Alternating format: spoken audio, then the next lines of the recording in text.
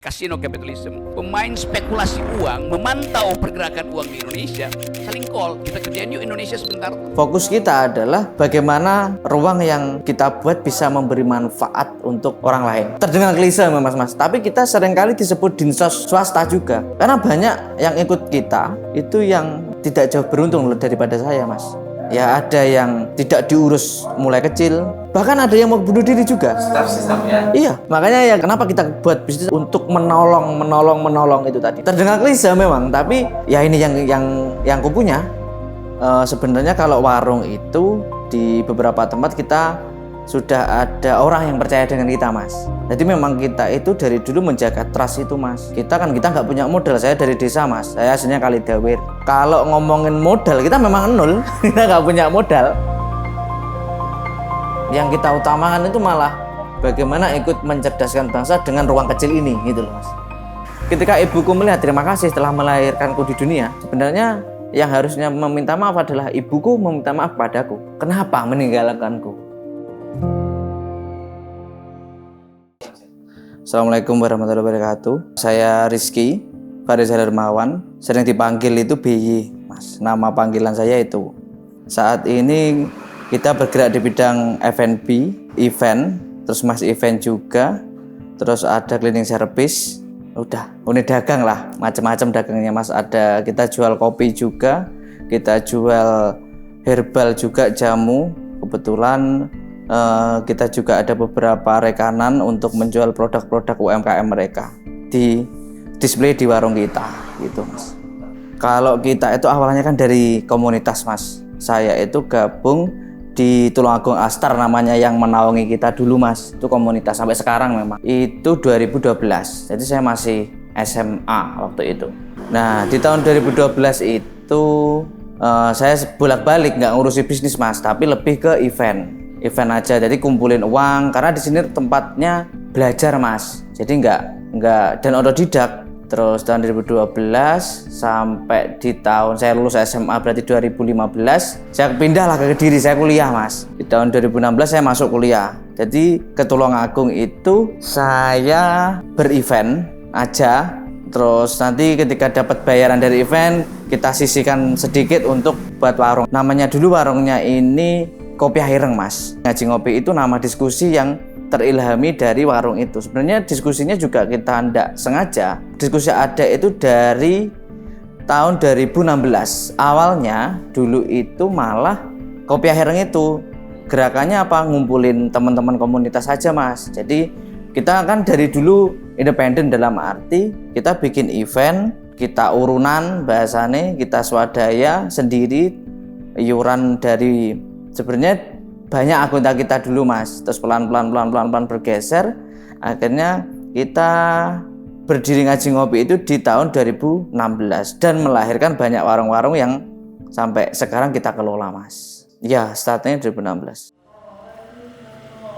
Saya bersama Mas Koko dan bersama Mas Miko itu memiliki tugas yang berbeda-beda. Jadi kebetulan saya itu di bagian keuangannya mas, jadi bagian finance dan beberapa ngurusin SDM juga. Karena kan kebetulan saya kan bisa lulus mas predikatnya sumber daya manusia, jadi sedikit ngurusin SDM sedikit mas. Permodalannya juga yaitu dari uang event kita kumpulin. Kalau sekarang kan akhirnya bagaimana kita ngerakin komunitas, kalau nggak dari bisnisnya, otomatis kita sisihkan 10% untuk bisnis ini untuk komunitas mas. Makanya kita bisa bikin setiap hari Kamis itu Ngaji Ngopi diskusi, karena ya itu memang pure dari komunitas mas. Bukan kok ada dari mana-mana, tidak ada funding kita. Funding kita ya orang-orang yang beli berkontribusi untuk kita. Karena kita lihat dari komunitas, akhirnya kita bikin warung ini untuk komunitas. Setelah Ngaji Ngopi itu ada Husna yang ada di Kalidawir. Setelah itu Warung 36 Angkringan. Setelah itu Jong Java. Yang baru-baru ini kita kelola itu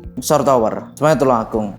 Sebenarnya kalau warung itu di beberapa tempat kita sudah ada orang yang percaya dengan kita mas. Jadi memang kita itu dari dulu menjaga trust itu mas. Kita nggak punya modal. Saya dari desa mas. Saya aslinya Kalidawir. Teman-teman Mas Koko termasuk Miko itu juga dari Kalidawir semua. Kita memang kalau ngomongin modal kita memang nol, kita nggak punya modal. Tapi ada yang percaya, ada yang respect dengan kita, konsistensi kita dari dulu. Terus-terusan komunitas enggak Mas, tapi lebih ke konsepnya yo kadang ngritiki pemerintah ngono-ngono Mas Asen ya. Jadi enggak, ya kita berjalan malah tidak bisa dipegang, dalam arti tidak, kita sangat independen. Independen itu kita terbukti itu loh Mas. Enggak independen cuma di plural. Saya aja baru ngomong di media ya ini.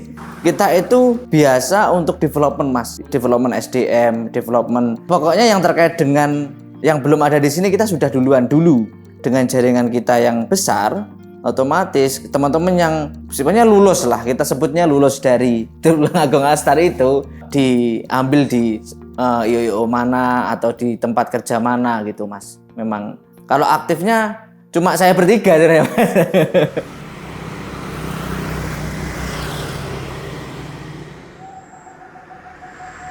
Pertama tempat nongkrong Mas, awalnya nggak langsung generat langsung bisnis gitu enggak Mas. Jadi setelah, nah tadi kan terpotong ketika saya kuliah di Kediri Mas. Awalnya warung itu dipegang teman-teman itu. 2022 saya pulang Mas. Saya disuruh pulang sama Mas Koko itu. Mulyo, iki warung wis mulai gak aman nih, gak safe. Saya pulang Mas dari Kediri untuk membenahi ke arah bisnisnya Mas. Keyakinan saya tempat ini itu kan memberikan manfaat besar Mas bagi saya sendiri ataupun bagi teman-teman saya. Jadi menurut saya memiliki jiwa ketertarikan besar untuk pulang ke Tulungagung. Untuk dipanggil akhirnya saya ya wis. Saya coba Mas awalnya. Akhirnya mulai pelan-pelan generate ke bisnis itu malah baru 2022 itu Mas. Dalam arti mulai kita pelan-pelan menata SDM-nya, kita pelan-pelan menata SOP-nya, kita pelan-pelan menata marketingnya, kita pelan-pelan menata finansialnya. Mulai pelan-pelan Mas. Jadi bukan dari awal kita starting langsung bisnis, tidak. Di pertengahan jalan, karena ketika memang realita lapangan mengatakan bahwasanya kita memang harus terus mempertahankan tempat ini, kita juga harus menguatkan di sisi finansial, karena aku jane tresno karo nggon iki, intine ngono tok Mas. Akhirnya ke bisnis gitu. Kalau kita itu dari dulu karena seringnya Mas, itu kita diparani wong Mas, jujukan teman-teman kita yang dari luar kota. Terus bagaimana pembedanya? Kita itu setiap buka baru, kita itu nggak pernah grand opening Mas, soft launching terus. Jadi kita nggak pernah langsung besar, tapi kita konsepnya lama, dalam arti lama, sustainable Mas. Dari dulu memang basicnya kan learning by doing toh Mas. Kita itu dari awal memang nggak pakai influencer, nggak pakai KOL bahasanya orang sekarang, nggak pakai itu ya karena biasanya kita kuatkan di SDM-nya dulu. Warung baru itu belum tentu kuat secara kemampuan SDM yang ada di internal, bukan ownernya Mas ya. Kalau kita kan cuma sedang nyuting beres. Tapi bagaimana SDM-nya? Apakah mereka mampu untuk mengatasi, misalkan kita grand opening kapasitas warung kita 50 orang. Sedangkan kita grand opening meledak nih, 200 orang datang. Toh warung kita cuma 50 orang yang mampu untuk kita layani.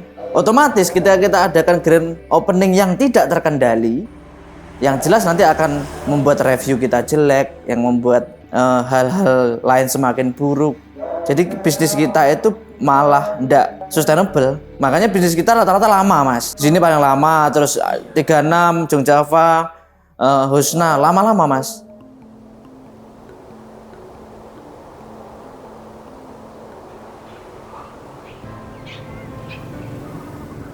Karena sasaran tembak kita tubruk Mas, bukan positioning ke manual brew atau apa. Kita punya biji sendiri, kita punya penggilingan sendiri. Jadi dari awal posisi kita sudah jelas, kita tubruk.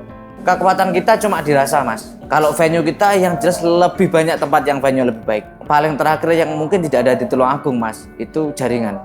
Yang kekuatan kita di situ Mas, memang titik positioningnya, pembedanya di situ. Kalau kita rata-rata keinginan dari pengelola atau owner itu orang nongkrong di sini family. Makanya kadang-kadang sok kenal Mas.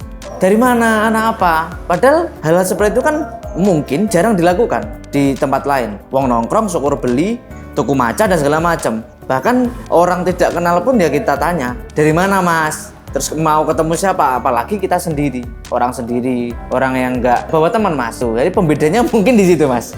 Arahnya ke situ, bukan kok pembeda-pembeda yang kita pakai ini itu enggak. Dari dulu ya selain itu ya kita berdoa lah gitu aja. Tidak banyak warung yang punya konsistensi sekonsisten ngaji ngopi. Karena pikirannya bukan cuma bisnis Mas. Pikirannya kita memang ya homely ini mas. Ini untuk saya dan teman-teman yang lain gitu. Memang dari memberi manfaat, saya diberi manfaat ilmu, otomatis saya jika sudah bisa memberi manfaat, ya tempat ini bisa menjadi manfaat untuk orang-orang yang lain. Kalau omset perputaran uang itu kini di under 25 juta kok mas. Enggak besar. Enggak sebulan mas, sehari. Enggak besar. Karena di sini sudah mulai surut mas. Kalau antusias normalnya sekitar di bawah 1 juta sehari mas.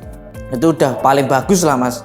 Kalau sekarang karena sekitar 30-an tempat kedai yang di area sini aja, belum di tempat-tempat yang lain. Mulai dari bagus sampai yang biasa aja. Jadi ya memang berbagi mas kita. Dan itu tidak masalah, karena memang yang penting kita tetap usaha memberikan pelayanan yang optimal kepada customer. Ya kita siap untuk dikritik, kita siap untuk diberi masukan. Misalkan teman-teman luar kota yang ingin transit, pengen bikin event di Tulungagung, warung ini bisa dibuat. Arahnya ke situ. Saya sendiri ada pekerjaan lain mas. Mas Miko punya pekerjaan, Mas Koko punya pekerjaan yang lain. Jadi warung itu menjadi harian bahasa kita. Kalau yang tidak harian ya kita ada pekerjaan yang lain sendiri-sendiri mas. Jadi ada pembeda-pembeda itu. Artinya usaha ini penting dan untuk bisa bayari karyawan cukup gitu ya. Dan lo iso badi mas. Harus badi mas. Karena kalau nggak laba kita nggak bisa nyisiin 10% untuk acara komunitas CSR itu nggak bisa mas. Yang kita utamakan itu malah bagaimana ikut mencerdaskan bangsa dengan ruang kecil ini gitu loh mas. Outputnya apa? Termasuk undang Rocky Gerung ke sini? Pak Rocky Gerung itu bukan kita undang sebenarnya. Pak Rocky Gerung itu pengen main ke Gunung Wilis dan kebetulan kita kenal. Bukan Pak Rocky kita undang, kita nggak kuat mas undang Rocky Gerung. Ya asal dasar jaringan dan pertemanan aja. Terus ke sini beberapa kali kan 2-3 kalau nggak salah, pernah ke Galep, pernah kemana. Memungkinkan percepatan pembusukan itu. Kita tahu pada akhirnya ini negara bakal bangkrut, maka kita mesti siapkan alternatif. Teman kita itu, Mas Koko itu saya anggap sebagai kakak saya, Mas. Mas Koko itu kan lama di Jakarta, Mas. 2009 kalau nggak salah pulang ke Tulungagung. Nah, saya ketemu di 2000 berapa ya? 2011, 2010 lah antara itu. Tapi saya belum bergabung. Aku wong desa Mas wong Kalidabar kok apik ya wong iso sekelompok orang iso gawe event kegiatan musik bagi apik iki ngono. Makanya dari situ saya melihat pembeda kok ono hal sing apik iki. Apa iki ngono. Ketertarikannya di situ. Nah, yang membangun jaringan di luar kita itu namanya Mas Koko itu. Awalnya saya maklar motor Mas saya. Motor bukan mobil Mas ya. Alhamdulillah bisa menghidupi saya sampai lulus kuliah. Jadi saya 2015 pergi dari Kalidawer pindah ke Kediri. Awalnya makelaran itu Mas, terus pelan-pelan saya karena diajarin kakak saya yang kakak saya kandung. Kalau Mas Koko kan kakak ideologi.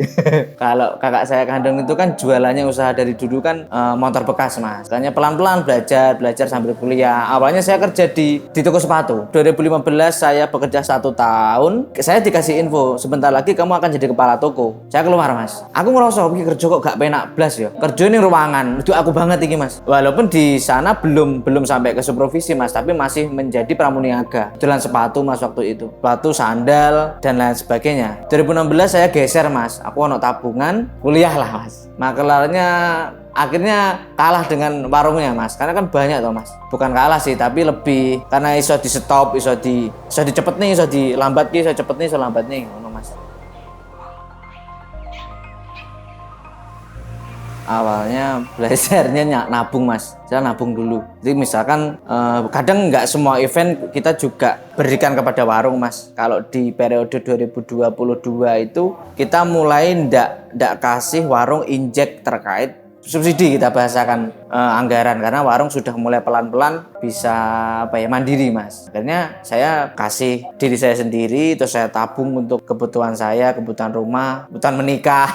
Jadi nabung memang dari awal, sedikit ditabung. Kalau manajemen waktunya, saya biasanya malam mas. Hari ini misalkan ada agenda apa, hari ini sudah selesai, nanti saya review kurangnya apa, terus besok ada agenda apa saya catat. Misalkan saya ada kelewatan, saya minta tolong ke grouping itu tadi untuk mengingatkan besok apa ya kegiatannya, besok harus selesaikan apa ya. Makanya bisnis kita itu tidak bisnis yang mengenal terlalu hierarki mas. Jadi konsepnya kita kekeluargaan. Ya ada plus minusnya juga. Seringkali kita ditatapkan bahasa kita di wilayah-wilayah yang emosional banget. Golek stafku ndak manut karo aku piye. Itu seringkali dan kita bergonta-ganti. Tapi kembali lagi titik fokus kita adalah bagaimana ruang yang kita buat bisa memberi manfaat untuk orang lain. Terdengar klise mas. Tapi kita seringkali disebut dinsos swasta juga. Karena banyak yang ikut kita itu yang tidak jauh beruntung daripada saya mas. Ya ada yang tidak diurus mulai kecil, bahkan ada yang mau bunuh diri juga. Staff sistem ya? Iya, rekrutmen seperti biasa. Kita tanya dari mana ini kenapa. Makanya ya kenapa kita buat bisnis untuk menolong itu tadi. Terdengar klise memang, tapi ya ini yang ku punya. Paling malah ketika staff saya itu semester akhir mau lulus skripsi, tapi kayaknya sidangnya molor. Dia mau bunuh diri mas. Perkara nanti ketika molor untuk lulusnya dia nggak dibayari lagi sama orang tuanya untuk uang pangkalnya atau uang semesterannya. Dia mau bunuh diri mas, ke warung lah itu waktu kerja nangis. Kenapa? Cerita intinya mau bunuh diri tentang itu. Sudah menggarit-garit tangannya, tapi nggak sampai dalam, singkat ndak jeru mas. Terus kita prank juga akhirnya. Kita ada satu bubuk juga untuk maca, untuk red velvet dan segala macamnya itu mas. Kita bungkusin bubuk, kita tulisin sianida, tak berikan. Dia tidak berani bunuh diri mas. Yang lebih ekstrim lagi, ada satu anak rumahnya Kediri mas, ikut saya sampai sekarang. Kalau boleh sebut namanya Ardi mas. Menurut saya ini anak kuat. Dia punya penyakit, jelasnya saya lupa penyakitnya apa. Tapi dari kecil si Ardi ini tidak diurus secara layak lah. Ini pemandangan saya ya mas ya. Yang menerima pertama itu si mas kuku itu dari Kediri. Wes pengen kerja apa rene saiki. Budal mas bengi-bengi hutan-hutan. Budal yang ngangkringan. Aku pengen kerja mas. Kerja lah. Akhirnya pelan-pelan cerita. Sampai di titik momen dimana ketika ibune sedo itu sepeser pun tinggi nyelameti ibune ndak ono mas. Nyelameti 7 harian kalau nggak salah. Ndak ono mas. Cerita sebelumnya itu dia bekerja 1 bulan berturut-turut bekerja 24 jam. Bayarannya 1.200. Akhirnya tipes dia dikeluarkan mas. Se-ekstrim itu. Ini versinya. Oh alatnya kita pelajari anomalinya. Tapi kadang di titik tertentu yang ikut kita itu mas, ketika sudah lama kita beri fasilitas, kadang perkembangannya nggak mau. Padahal kita mengenal jenjang mas. Ikut saya lebih dari 1 tahun, itu mungkin kita akan naikkan ke manajer, kita untuk megang warung lain gitu.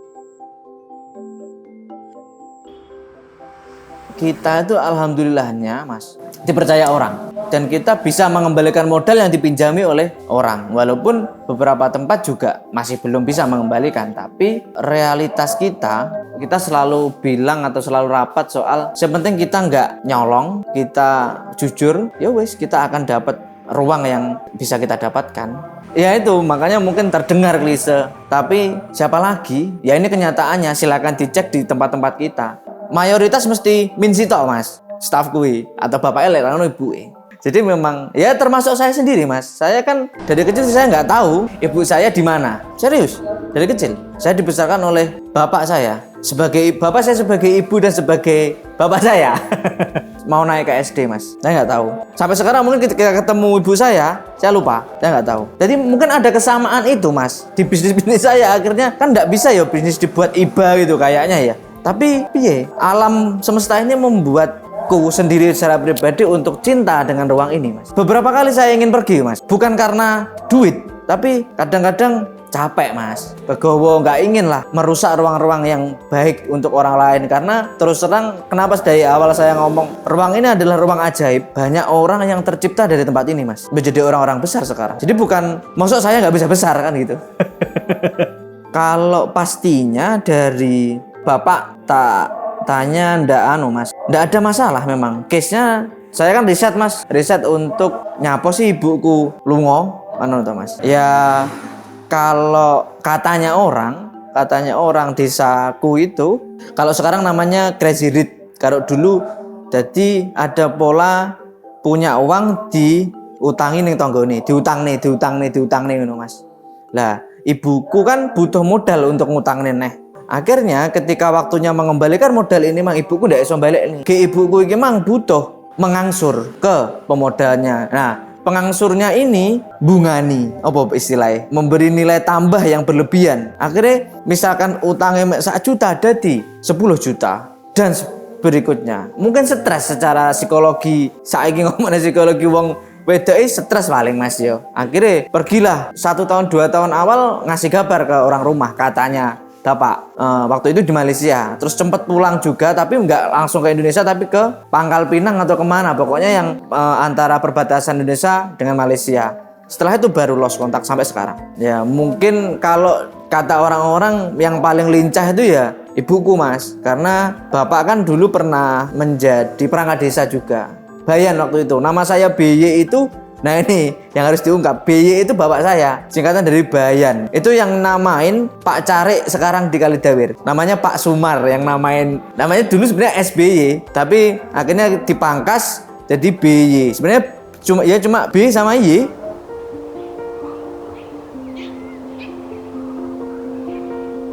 Apa yang sangat sampaikan kalau ibu lihat? Matur suwun sudah menjadi trigger mungkin Mas, karena mungkin lingkungan aku Mas yo banyak wong malas karena slow living Mas yo, karena kehidupan petani toh Mas, mungkin aku ndak akan ke-trigger keluar dari Tulungagung Mas ketika aku ndak duwe spirit hidup sendiri. Makanya sampai saiki pun ketika aku sudah menikah aku panggah sendiri Mas, ku anggap secara aku wani kehilangan siapapun sampai seperti itu ya. Mungkin ketika ibuku melihat terima kasih telah melahirkanku di dunia, sebenarnya yang harusnya meminta maaf adalah ibuku meminta maaf padaku. Kenapa meninggalkanku? Karena aku ndak roh alasannya juga Mas. Kita juga mencoba untuk mencari sampai enak impen-impenan barang kadang. Aku diimpeni karena dulu kakekku kan transmigrasi Mas ke Sumatera dan sempat jadi lurah di Sumatera. Ibuku itu kembar kalau nggak salah.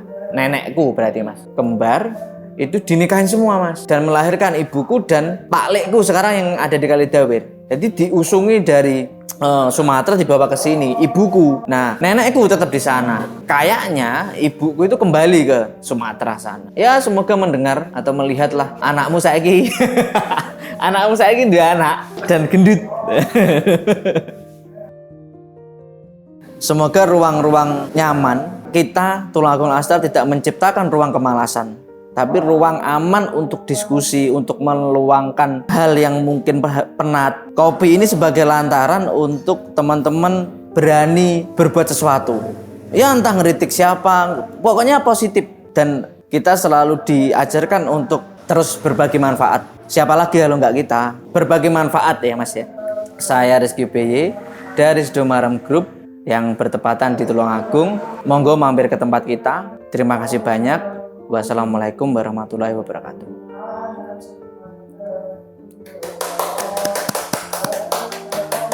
Thank you Mas. Oke.